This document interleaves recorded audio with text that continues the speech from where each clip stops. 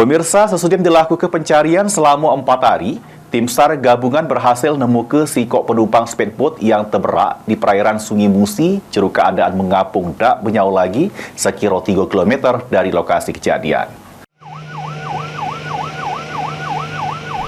Upaya tim SAR gabungan akhirnya membuah hasil sesudah 4 hari melakukan pencarian terhadap korban Parulian Pasaribu yang terberak di perairan Sungai Musi berhasil ditemukan ceru keadaan mengapung dak benyau lagi sekira 3 km dari lokasi awal kejadian, yakni di sekitar galangan PT Mariana Bahagia.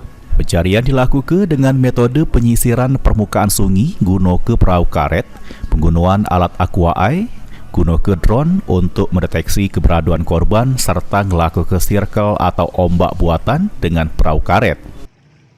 Hari keempat proses pencarian. Setelah dilakukan pencarian sejauh 5 nautical mile, korban ditemukan oleh tim SAR gabungan yang terdiri dari Basarnas, TNI Angkatan Laut, Polairut Polda Sumsel, PMI, serta keluarga korban dan masyarakat. Korban ditemukan di dekat PT Mariana Bahagia. Setelah dilakukan evakuasi, korban dibawa menggunakan ambulan menuju ke Rumah Sakit Bayangkara. Diketahui terberaknya korban bermula pas naik speedboat dari Palembang nak ke Sungai Baung pada minggu kemarin. Pas baru berjalan 10 menit, speedboat yang ditumpangi korban mengalami mati mesin.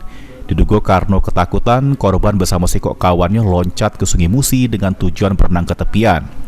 Namun naasnya, korban malah terseret arus Sungai Musi sehingga terberak, sementara untuk sikok kawannya berhasil diselamatkan.